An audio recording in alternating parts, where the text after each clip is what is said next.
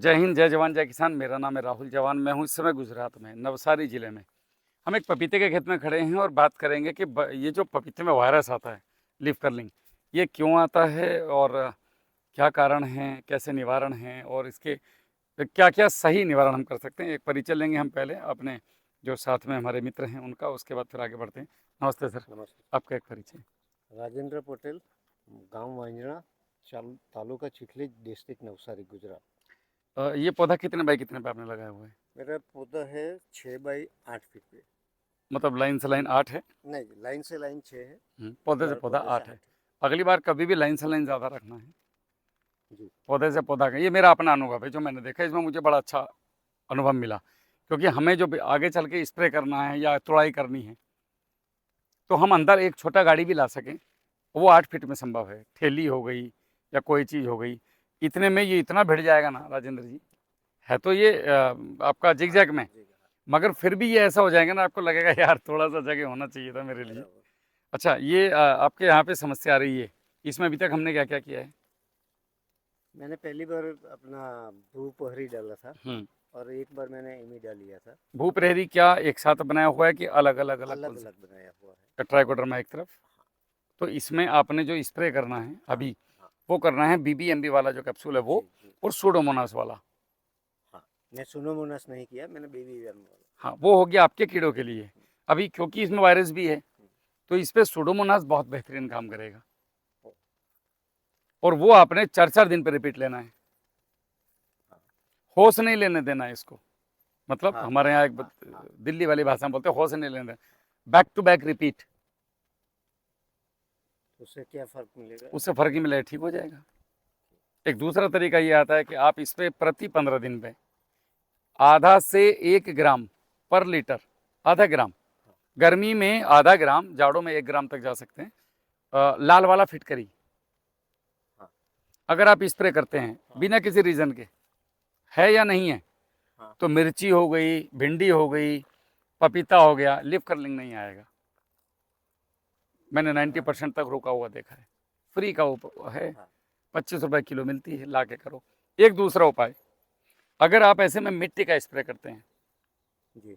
Severe हाँ रेड्डी साहब वाला, सीवियर जी। उसमें हमने थोड़े से मॉडिफाइड, मतलब थोड़ा हमने उसको अपने अनुसार, अपने कार्यशैली के अनुसार हमने उसको प्रयोग किए। जैसे गणेश ने महाराष्ट्र में किए हैं, और मैंने भी पूरे भारत में घूम ही रहा हूँ। आप इसका 5 फीट का गड्ढा एक बार 1 टाइम खुदवा लो। ऐसा नहीं है कि मैं गड्ढा जंगल में खोदूँ जाके, किसी दूसरे के पेड़ के नहीं, कहीं नहीं, अपने खेत में कहीं भी ऐसी जगह और जहाँ पे मेरे को लगता है कि यार मैं यहाँ गड्ढा खोद सकता हूँ, उस 5 फीट के गहरे गड्ढे की दीवारों की मिट्टी 10 से 15 से 20 किलो, 10-15 किलो काफ़ी होती है। उसके अंदर थोड़ा सा गुड़, थोड़ा हल्दी, 100 ग्राम 200 ग्राम, कच्चा हल्दी है तो कूट के उबाल के डाल दो, जी। और बस इसको छोड़ दो आप 24 से 48 घंटे। हाँ उसके बाद डंडे से हिलाओ, घड़ी से वेट करो 15 मिनट का, ठीक। जी। उसके बाद में नीचे, अब दोबारा डंडा नहीं डालना इसके अंदर। हाँ, जो स्टेबल हुआ पानी हो गया, देना हो है। गया। जो ऊपर का पानी है, जहाँ तक स्प्रे कर सकते हो, लगभग इसमें 140 से 150 लीटर पानी मिल जाता है। आप इसको डबल ट्रिपल कपड़ा ले लो, चावल छानने वाला छन्ना आता है ना, जो शादी ब्याह में चावल छानते हैं जिसमें, उसको 4 गुना कर लो। या वो लाल गमछा देखा होगा गले में डालते हैं, हलवाई लोग जब खाना बनाते हैं तो लाल गमछा मंगवाते हैं बाजार से, उसको 4 तय बना लो, सीधा टंकी के मुंह पे डालो, डायरेक्ट लो, स्प्रे करो। बस टंकी में स्प्रे करते समय अगर आप प्रेशर टंकी से कर रहे हैं तो कोई दिक्कत नहीं है। अगर आप कंधे वाली टंकी से स्प्रे कर रहे हैं तो आपको एक चीज़ का ध्यान रखना है कि टंकी को ऐसे हिला देना है बीच में। क्ले नीचे जमने की कोशिश करता है, हाँ और अंदर 2 जाली आती हैं, उन जालियों को भी निकाल देना है। जी। जब बंद आपका करने स्प्रे के खत्म बाद हो जाए फिर इसको धुलिए अच्छे से, पानी डालिए, और पूरी टंकी, एक आधी टंकी कम से कम खाली होने दीजिए। उससे लीक नहीं होगी। बहुत सुंदर आपको रिजल्ट मिलेंगे। और इसको अच्छे से नहलाना है, कोई कंजूसी हाँ नहीं करनी है। तो आपने मिट्टी का अगर ये स्प्रे किया, मिट्टी के स्प्रे में आप सूडोमोनास, हाँ, तो कुछ भी आपका बीबीएमबी, जो मन करे डालो महाराज, कोई दिक्कत ही नहीं है। मल्टीपल करते समय डाल दो, मिट्टी। नहीं जब ये स्प्रे कल्चर करते हैं 25-30 लीटर डाल दो, 24 घंटे रहने दो उसको भी, जी बहुत सुंदर परिणाम देता है। या हैंड टू हैंड भी कर दो या प्लेन भी कर दो। जी। अब तीसरा उपाय, नीम तेल, हाँ 10,000 ppm का, हाँ ये अपने यहाँ भी आता है। हाँ तो हमने उसको क्या करना है कि 200 लीटर पानी लिया या 250 लीटर पानी लिया, उसके अंदर हमने नीम तेल डाला और BBM भी डाला और सुडोमोनास भी डाल दिया। अगर हम प्लेन नीम तेल कर रहे हैं तो 250 ml 1 एकड़ के लिए पर्याप्त है, कोई भी फसल के लिए। अगर हम इन चीज़ों के साथ मिला के कर रहे हैं तो 100 ml आपको चाहिए, बस पर्याप्त है। 100 ml बहुत है। अद्भुत रिजल्ट है इसके। हमने इल्ली पे यूपी में प्रयोग किया केले की, तो BBMB के साथ में जब वो डाला तो बंदा हैरान हो गया कि सर कहाँ गई, ढूंढ रहा है वो, इल्लियाँ नहीं मिल रही। काम कर रहा है। इसलिए हमने इस कॉन्सेप्ट को एरिया के हिसाब से अलग अलग कर दिया। पहले 2 ड्रम में बनाते थे। हमें भारत को उपाय देना है, फंसाना नहीं है। फंसाना होता है कि नहीं नहीं नहीं करो करो करो करो, नहीं भाई, जहाँ पे हमें सुधार की जरूरत लगे कि हम रुकेंगे, अपने अंदर सुधार करेंगे, आप लोगों को बताएंगे। माँ के पेट से सीख के कोई आज तक नहीं आया। मैंने आपसे सीखा, आगे बता दिया, कहीं से सीखा उधर बता दिया, यही दुनिया में चल रहा है।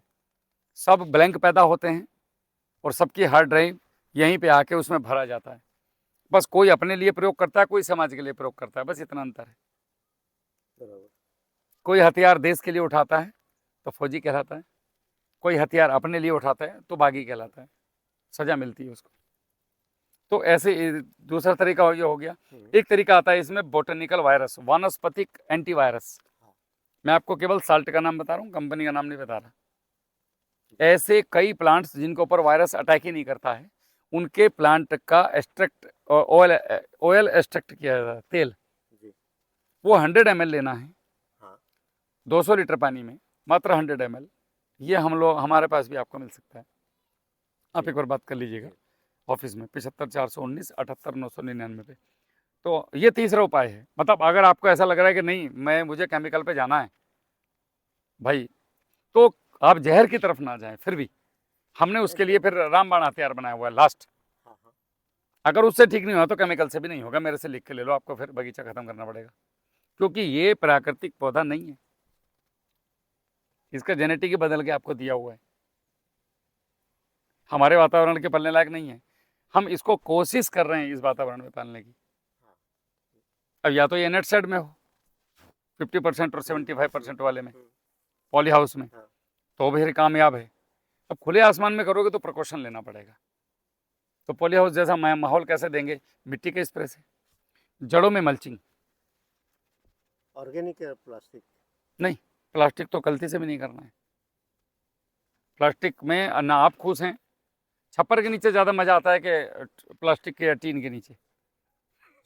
बस यही जवाब है आपके सवाल का। तो माइक्रोब्स को नेचुरल जगह चाहिए, कृत्रिम में वो रुकते ही नहीं है। आप एक लाइन पे प्लास्टिक लगा के देखिएगा, एक लाइन पे ये लगा के देखिएगा अपना ऑर्गेनिक वाला, दोनों में देखिएगा पौधा किस में ज़्यादा खुश है और नीचे माइक्रोब्स का क्या सीन है। एक में आपको ऐसा लगेगा अरे बाप रे ये किसने खुदाई किया, जैसे खुरपी निकाल के अभी हाथ फिराया, जैसा वो पॉली हाउस में बंदे का दिख रहा है आपको, मीना जी का, राजस्थान का। और दूसरे वाले में आपको उंगली नहीं जाएगी। यही प्रैक्टिकल मैंने करके कहाँ दिखाया था? लखनऊ में माहेश्वरी जी के अमरूद के बागीचे में। उन्होंने प्लास्टिक वाला लगाया हुआ था और एक तरफ उन्होंने कचरे वाला मल्चिंग लगाया हुआ था। दोनों का अंतर हैंड टू हैंड मिट्टी सुंघा के बता दिया था उनको कि दोनों में किसकी मिट्टी खुशबूदार है, नरम कौन सा है। एक में उंगली पूरी घुस रही थी, एक में उंगली नहीं जा रही थी, दो खुदाई करना पड़ रहा था। तो इसका हम बात कर रहे थे 200 लीटर पानी, 100 ml बोटेनिकल वायरस, 100 ml नीम का तेल, 15 ml 10 से 15 ml silicon sticker without alcohol वाला। बस ये 3 चीज़ मिला करके, और इसके अंदर ताकत देनी है थोड़ी सी, तो आप ग्लूकोज 250 ग्राम, खाने वाला ग्लूकोज या फिर गुड़ उबाल के ठंडा करके 250 ग्राम इसमें डाल के आप स्प्रे कीजिए 15-20 दिन में। कभी जरूरी नहीं करना है, पूरी पपीते की फसल में 3 से 4 बार कर दीजिए, हो जाएगा काम। जब आपको कहीं कहीं लीफ कर्लिंग दिखाई देना शुरू हो उस टाइम एक कर दो, उसके 25-30 दिन पे एक प्रिकॉशन के तौर पे मारते रहिए। तो ये कंप्लीट जहर मुक्त रहेगा आपका 100%। तो 4 चीज़ें हो गई। पहला मिट्टी का स्प्रे जो हमारे घर में उपलब्ध है, नंबर 2 फिटकरी का स्प्रे जो हमारे पास उपलब्ध है, नंबर 3 आपका बिवेरिया बेसियाना मेटर, ये भी 1 रुपये में उपलब्ध है अपना, है नहीं, और नंबर 4 आपका बोटनिकल। ये चारों तरीके से ये निश्चित रूप से 100% क्योरेबल है। और अगर ये उसके बाद भी क्योर नहीं होता है तो फिर ये क्योर नहीं होगा, फिर आपको इफेक्टेड पौधा या बीज दिया है, फिर सामने वाले को पकड़ो। ये बिल्कुल मेरा जो मैं आपको बता रहा हूँ, ये मेरा अनुभव नहीं है, लाखों किसानों का जो मैं जिनके साथ काम कर रहा हूँ, ये उनका अनुभव है जो मैं आपको शेयर किया बस। तो ये तो हो गया ये। अब बात आती है न्यूट्रिशन वाली, जी। ठीक है। तो नीचे से भी इसमें हम ड्रिप से 1 महीने में अगर 1 एकड़ में हिम्मत करके 200 लीटर से ऊपर जितना भी चला दें, भूप्रहरी या भूमित्र, तो आप राजा हैं इसमें। मेरा यकीन मानिए, आपको फर्टिलाइजर की जरूरत नहीं पड़ेगी। आप 1 महीने में 1 एकड़ में 500 लीटर जरा भूमित्र चला के दिखाइए। एक गोरखपुर के बंदे हैं भैया, उनका मैं नाम बोल रहा हूँ उन्होंने 500 लीटर चला दिया भूमित्र भिंडी में। वो ये कह रहे हैं कि हम पिछले 25-30 साल से भिंडी करते हैं। ये भिंडी का पेड़ इतना बड़ा नहीं देखा कि मेरे से ऊपर भिंडी का पेड़ निकल गया। बोला मैं खेत में नहीं दिखाई दे रहा हूँ, इसको रोकने का तरीका बताओ भैया इसने यूरिया डीएपी पोटास नहीं दिया, जो आपकी जमीन में पड़ा था उसको उठा करके पौधे को दे दिया। और जमीन में इतना पड़ा है कि आप और मैं और अगली पीढ़ी, हमारे अगले से 40 साल तक हमारे खेत में किसी चीज की आवश्यकता है नहीं, बस उनको डिजोल्व करने वाले बैक्टीरिया चाहिए। फिलहाल वो जमीन में जाके देखिए, लोग कहते हैं साहब हमने तो इतने सारे बैक्टीरिया चलाए, हमें तो ये रिजल्ट नहीं आया, हमें वो रिजल्ट नहीं आया। भैया जब बैक्टीरिया जमीन में जाएगा, कहीं पे दुश्मन है, आर्मी वहां गई, आर्मी का इनके साथ मुठभेड़ हुआ, तो पहले कंटमनेशन होगा, कुछ जवान आर्मी के मरेंगे, कुछ इनके मरेंगे। आर्मी इनके जवान ज़्यादा मार देगी क्योंकि हम उनसे ज़्यादा ट्रेंड हैं, ठीक है। लेकिन उस समय में वहाँ पे वो अपनी कॉलोनी नहीं बनाएंगे, चौकी नहीं बनेगी। चौकी तब बनेगी जब ये और आर्मी आएगी, इनको मारेगी, फिर और आर्मी आए। मतलब एक बार कल्चर चला मारा, 2 बार कल्चर चला मारा, 3 बार कल्चर चला मारा, अभी वो इनको मारने में बिजी है, अपनी कॉलोनी बनाने में नहीं। क्योंकि वहाँ पे आर्मी को कैंट बनाने के लिए जगह चूज करनी पड़ेगी, वहाँ का माहौल देखना पड़ेगा, पानी है कि नहीं है, सड़क है कि नहीं है। तो माइक्रोब जब ज़मीन में जाएगा तो अपनी फेवरेबल कंडीशन ढूंढता है। अगर साथ में आप फेवरेबल कंडीशन दे रहे हैं, जैसे गुड़, खल और दही के हम लोग बताते हैं, कच्चा गोबर, बायोमास, मल्चिंग, तो फिर बहुत जल्दी कॉलोनी बन जाएगी। अगर आप केवल ऐसे खुली ज़मीन में बैक्टीरिया चला रहे हैं तो फिर आपको समय लगेगा आपकी जो अंदर पड़ा हुआ है उसको घोल के देने के लिए। बड़ा सिंपल सा सूत्र है, लोग समझ नहीं पाते इन बातों को। अगर आप फेवरेबल कंडीशन दे दो तो पहले दिन से काम करना शुरू कर देते हैं। अब जब भी जो चावल का मांड, आपके पास मक्की का आटा है, वो घोल दीजिए। और जब सिस्टर कल्चर मल्टीप्लिकेशन कर रहे हैं तो उसके अंदर आप ये दे सकते हैं, आपका चावल का मांड हो गया, उसके साथ में सरसों की खल हो गई। सबसे बेस्ट दही, 200 लीटर में आधा किलो दही डाल या 2-4 लीटर छाछ डाल दीजिए और मल्टीप्लिकेशन कर दीजिए गुड़ के साथ, गुड़, छाछ और कल्चर। अब देखो साहब रिजल्ट आप इसका, तो ये उठ जाएगा यहीं से। और एक बार ये चला, अब साथ में मिला के भी चला सकते हैं, लेकिन अगर आप कोशिश करें कि ट्राइकोडर्मा को और बिवेरिया बेसियाना को अलग अलग चलाएं, तो बहुत ज़्यादा रिजल्ट आएगा। आप 2 ड्रम बना लीजिएगा, पहले 15 दिन में ट्राइकोडर्मा और बेसिलस सबटिलिस वाला चला दो, टीएसबी और ट्राइकोडर्मा, दूसरे वाले में पीएमएलएस और बीबीएमबी। अब फिर आप देखो मजा, बहुत शानदार रिजल्ट देगा ये आपको। इन्हीं से नहलाओ, इन्हीं से करो। मैंने ऐसा किया था कि हर का मैंने मल्टीप्लिकेशन अलग किया जी, देते टाइम 1 एकड़ के 50-50 लीटर चावल निकाला। हाँ मिला दिया एक साथ। हाँ वो भी ठीक है, बाद में बढ़िया है, बढ़िया है। लेकिन मल्टीप्लिकेशन अलग किया था। हाँ, लेकिन अभी क्या है, जैसे ज़मीन में अभी हम गुजरात में हैं तो मेरे गर्मी ज़्यादा लग रही है, हाँ थोड़ा है। बैक्टीरिया ऊपर के 6 इंच में नहीं रहेगा, फिर ये गर्मी में हाँ वो नीचे जाएगा। हाँ। उसको ऊपर की सतह, और जड़ें हमारी 6 इंच में हैं, तो ट्राइकोडर्मा को ऊपरी सतह पर रोकने के लिए मेरे को ज़मीन में या तो उतना पर्याप्त भोजन देना पड़ेगा, ये इसकी फेवरेबल कंडीशन, जैसे ये आपका पौधा है तो इसमें आपको मल्चिंग करनी पड़ेगी। ज़्यादा भी नहीं तो आप यहाँ तक कर दीजिए, 4 पौधों में करके देखिए, तो कुछ भी नहीं तो जूट की बोरी बिछा के देख लो अभी मल्चिंग करने की जगह ऐसा कर सकते कि हम 9 दान में से कोई लेके उसको आजू बाजू पे अभी उगा दे और उसको बाद में कटाई करते रहे। वो यहाँ कर लीजिए, बीच में आपको जो करना है वही कीजिए, कोई मना ही थोड़ी। इसमें गोभी लगाओ, कुछ और लगाओ, जो चाहे वो लगाओ, इसकी जड़ें तो यहाँ तक हैं बस, लास्ट। हाँ नहीं, गोभी और ये मुझे क्रॉप लेने के लिए नहीं, मल्चिंग करने के लिए जो है, तो मैं यहाँ से यहाँ करके। यहाँ पे क्या क्या फसलें होती हैं? यहाँ जो गन्ना ज्यादातर होता है, गन्ने की पत्ती सबसे बेस्ट है। मगर ये सब लाने के वहाँ दूसरे के खेत में यहाँ से ला के डालने के लिए जो मजदूर है ना, उसकी भी कमी है। और दूसरी चीज़ है कि उसमें कहीं भी दीवा जल गया ना, तो वो पौधा भी गया, इतना एक्सीडेंट भी होता है इसमें। नहीं, यहाँ तो वो है कि बीड़ी पीने वाला अगर खेत में रहेगा तभी होगा। नहीं, रैली होता है अभी, क्योंकि लोग सूरण में जो है ना, एलिफेंट शक्कर जैसे बोलते हैं, सूरण बोलते हैं हम, हम्म। उसमें लोग करते ही है ये चीज़, पहले से है। मगर पिछले 15 साल में देखो तो लोगों धीरे धीरे कट इसमें से कम होते गए, due to labour manpower, और दूसरा ये एक्सीडेंट। तो ज़्यादातर अभी सूखा मल्चिंग करने के लिए हिम्मत नहीं करते लोग। लेकिन डर नहीं है, हम लोग तो करते हैं। हमारे यहाँ तो हर आदमी बीड़ी पीता है। आपका तो बीड़ी बीड़ी कम पीते हैं लोग। हमारा तो हर एक की जेब में बीड़ी मंडल माचिस मिलेगा आपको। वो तो जानबूझ के कोई कर रहा है तो बदमाश है। एक बार आप करके देखो, एक लाइन पे करके देखो या 2 पौधे पे करके देखो, आपको रिजल्ट आएगा। तो ये पपीते का तो ये सीन है। दूसरा, माइकोराजा एक बार पौधे की जड़ में दे दो, हो गया। एक बार दिया है, उसके बाद कितने टाइम पे देना पड़ेगा? जरूरत नहीं है, बस हो गया काम, जब तक फसल नहीं उखड़े। ये जाता थोड़ी है जड़ों से कहीं। मगर हाँ। मल्टीप्लिकेशन जितना चाहे इतना वो नहीं हुआ अगर डालने के टाइम पे, नहीं हो, कोई जरूरत नहीं, कोई वो ऐसा हो ही डेवलपमेंट जाएगा। हो ही जाएगा। फेवरेबल कंडीशन दे दो उसको भी। नहीं, मानसून के टाइम में दिया है। हाँ, तो तो वो बस। तो बहुत मैंने ये पिछले 1.5 महीने में यही किया है। कुछ है खोदने का क्या? ये आपका जो है ना,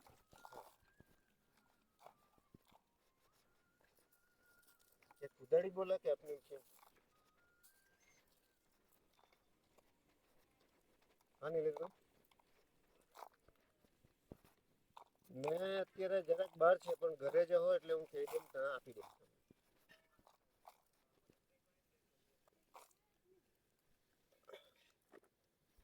ये पत्ता यहाँ तक है ना, हाँ। तो इसकी रूट भी देखो यहाँ तक है। ये है हाँ ना, हाँ माइक्रोराइजा सही काम कर रहा है अपना, जैसे उसको करना चाहिए। ये अभी मेरे हाथ से टूट गई, ये देखो, दिख रही है आपको टूटी हुई जड़ें? हाँ ये मेरे हाथ से टूट गई।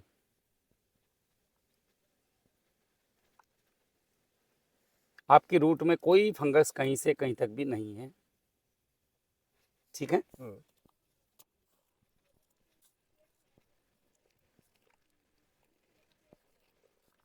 ठीक है, तो माइक्रोराइजा का सीन खत्म। दूसरा, ये पीले पत्ते हम जब बिल्कुल पीले हो जाएं तो तोड़ सकते हैं, ऐसे वाले नहीं, बिल्कुल ऐसे वाले। वो पहला है। हाँ, और ये यहीं पे डाल दो बस। बाकी इसमें आप एक काम करिएगा, 1 एकड़ में महीने में एक बार कोशिश करना, 5 किलो छाछ जी। या दही, हाँ 5 किलो गुड़। हाँ ये 1 महीने में नहीं, ये 3 महीने में एक बार करना है। जैसे अब किया, अगले महीने नहीं किया, उससे अगले महीने। और इसको अच्छे से मल्टीपल जब ये हो जाए, इसके अंदर भूप रहरी या भूमित्र जो भी आपको लगे वो भी शुरू में डाल दीजिए जिस दिन मल्टीपल कर रहे हो आप। 5 किलो गुड़, 1 लीटर भूप रहरी या 1 लीटर भूमित्र, जो भी दोनों में से आपको लग रहा है। और इसको 5-7 दिन छोड़ दीजिए, फिर इसको खेत में छोड़िए आप। अनंत जीवाणुओं का भोजन है साहब, ठीक है। पपीता शुरू हो गया। वैरायटी कौन सी है ये? पौधे जो आगे पीछे हुआ है जी, इसके लिए क्या करूँ मैं? कुछ नहीं कर सकते आप। ये किसानों के साथ सबसे बड़ा ट्रैप है कि साहब आपके पौधे में आगे पीछे हो गए, मेरा वाला ये जादू लगाओ और पौधा बड़ा कर लो। ऐसा कुछ नहीं है, जो पीछे है अब वो पीछे ही रहेगा। पीछे का मतलब है ये फल कुछ बाद में देगा 1 महीना, तो मैं क्यों इसके ऊपर एक्स्ट्रा खर्च करूं? क्या आप प्रकृति से आगे चल सकते हैं? नहीं चल सकते। तो एक्स्ट्रा कागजी जैसे मैं आगे आगे पीछे नहीं हो रहा है, मगर उसको हेल्दी बनाने के लिए भी अभी। हाँ, हेल्दी बनाने के लिए जो फूड चल रहा है वही कंप्लीट है। वही। हार्मोन्स हाँ और नाइट्रोजन, फास्फोरस, पोटास, इसको जैविक रूप में दे दो, वर्मी कंपोस्ट के रूप में। वर्मी कंपोस्ट मिलता है क्या यहाँ पे? मिलता है। आप जरा 3-3 किलो वर्मी कंपोस्ट दे के देखो तो एक पौधे को, 1.5 किलो इधर, 1.5 किलो इधर, इतनी इतनी दूर। यहाँ ये पौधा है, यहाँ पे डालो, यहाँ से यहाँ रखो ऐसे हाथ, और यहाँ पे डालना है, यहाँ से लेके यहाँ तक डालना है जी। और इसको थोड़ा सा मिट्टी में मिला देना है दोनों साइड में। इधर तो ड्रिप नहीं है ना आपके, नहीं नहीं, तो उधर ही डालो, फिर ड्रिप के नीचे डालना है। तो उधर ही डालो। 3-3 किलो डालो, कोई यूरिया डीएपी खरीदने जाने की जरूरत नहीं है। और बैक्टीरिया कल्चर चलाओ, बस होगी कहानी खत्म। माइक्रोराइजा आपने दे दिया। अब देखो ये पपीता आपको फल देता है कि नहीं देता, साइज बनेगा कि नहीं बनेगा। हमारे दिमाग में ऐसा डाल दिया लोगों ने कि ये डालोगे तो ही होगा, ऐसा नहीं है राजेंद्र भाई, ये गड़बड़ है। ये किसानों को सीखना पड़ेगा। हमें वो टाइम आ चुका है कि मिथ तोड़ने हैं एग्रीकल्चर में। जी। हमें अगर हम 100 ग्राम यूरिया दे रहे हैं किसी फसल में, तो मुझे विकल्प ढूंढना पड़ेगा आज जैविक में। उसका विकल्प क्या है? FYM है आपका भाई, गोबर की खाद है, हरी खाद है, बैक्टीरिया कल्चर है, उसके साथ में आपका वर्मी कंपोस्ट सबसे बेस्ट आज की तारीख में जो विकल्प है। मगर महंगा नहीं है। नहीं महंगा कहाँ है, अपने घर पे बनाओ, महंगा क्यों है? हाँ, तो आपके बीच में जगह पड़ी हुई है, साइड में ड्रिप है, यहाँ पे क्यों नहीं बनाते? 4 बेड बना दो, आपका काम हो गया। वहाँ से वहाँ तक 50 फीट लंबा है, 50-50 फीट के 2 बेड बना दो 1 एकड़ के लिए। आप दे ही नहीं पाओगे, इतना बन जाएगा। केचुआ आपको कहीं से भी आ जाएगा। वन टाइम मेहनत है। तो महंगा तब है जब मैं बना नहीं सकता। हाँ, हाँ। आप माइक्रोराइजा खरीदते क्यों? ना मेरे से खरीदो ना किसी और से खरीदो, आप चावल के मांड से बनाओ। कल कोई भाई बोल रहा था कि ये तो फलाने आदमी का बताया हुआ था, आपने बता दिया। अरे अच्छी चीज़ तो बतानी चाहिए, माँ के पेट से तो वो भी नहीं सिखाया। हाँ, यहाँ पे हर कोई आदमी किसी ना किसी से सीख के अगर समाज के हित में कोई बात बता रहा है तो मेरे हिसाब से बतानी चाहिए। क्या गलत है? सही है ना। कुंठित मानसिकता से बाहर आना है। और काफी लोग ये जो है, तो मैं अरे जो बराबरी नहीं कर सकता वो बुराई करेगा, सीधी सी बात है। क्या लेना नहीं, किसी शायद से? ऐसे ऐसे भी है कि ये चीज तो बहुत पहले से चल रही है। आदि अनादि काल से है, बस जिसने उसको ढूंढ के निकाल के बता दिया उसका धन्यवाद। हाँ। अब वो चीज़ बाकी लोगों का फर्ज बनता है कि पूरे उसने क्यों बताया, बाकी लोगों को बताने के लिए बताया या अपने पैस रखने के लिए बताया। तो अगर मैंने आपसे कोई अच्छी चीज़ सीखी और मैंने उसको 1000 लोगों को बताया तो ये होना चाहिए। मेरे ख्याल से गुजरात में बहुत पहले लोक सर्वाणीकर का एक मैगजीन था। जी। मैं 93-95 की बात कर रहा हूँ। जी जी इसमें भी ये चीज लिखी हुई है। हाँ, एक्चुअली चावल के अंदर माइक्रोराइजा नहीं होता है, माइक्रोराइजा का फूड होता है, वो उसको आकर्षित करता है उस तरीके से फर्मेंट करने के बाद। नेपाल में इसकी जाड़ बनती है, जाड़ बोलते हैं, देसी बियर। हाँ, यही तरीके से बनता है, वो भी कई तरीके हैं। तो ये सब चीज़ें हैं। चलो, बाकी और आपका कोई सवाल? नहीं, ये मेरे दिमाग में था कि इसको कंट्रोल करने के लिए आप क्या सजेस्ट करेंगे, और ये छोटे बड़े पौधे के लिए जो छोटे बड़े के लिए कुछ नहीं है, आप इसको नाइट्रोजन दे सकते हैं एक्स्ट्रा, बस उसके अलावा आपके नहीं, हाथ में कुछ नहीं है। मेरा एक मानना यह है साउथ गुजरात के लिए, जहाँ हाई ह्यूमिडिटी, हाई टेम्परेचर है, इसमें आप जितना भी नाइट्रोजन दोगे तो पेस्ट के लिए वो घर बनता जाता है। तो मैं सीधा सा मेरा फंदा है कि मैं पपीता की खेती करूं, जहाँ हर वक्त फ्रूट आता है, तो उसमें जो भी नाइट्रोजन है 10% कम रखो। इससे होगा कि कैनोपी नहीं बढ़ेगी, मगर आपका फ्रूट और ईल्ड बढ़ेगा ही। तो इसमें अपना जैसा आपने बड़ा करने के लिए बोला, तो वेजिटेटिव ग्रोथ के लिए और कोई जरिया है नहीं, फिर सबसे बढ़िया जरिया है आपके ये नाइट्रोजन फिक्सेशन बैक्टीरिया। नहीं, मैं पूछ और रहा था, मैं शायद अच्छी तरह से पूछ नहीं पाया, मुझे उसको हेल्दी बनाने के लिए क्या है, हेल्दी बनाने के लिए तो हम आप नाइट्रोजन फास्फोरस पोटाश ही देंगे, पहला भोजन तो यही है। हाँ। लेकिन देने का रूप बदल जाएगा। यूरिया देंगे एकदम बबल के ऊपर आएगा, साला पत्ता नरम होगा, फिर थ्रिप्स आएगा। उससे बेटर है कि मैं वर्मी कंपोस्ट के रूप में दूं, वो बहुत बेस्ट तरीका है। एक बार खरीद लो, अगली बार के लिए बना लो। और कोई सवाल? क्लोज करें फिर? नहीं, पपीता के लिए जितना है तो वो ठीक है, बाद में। जय हिंद।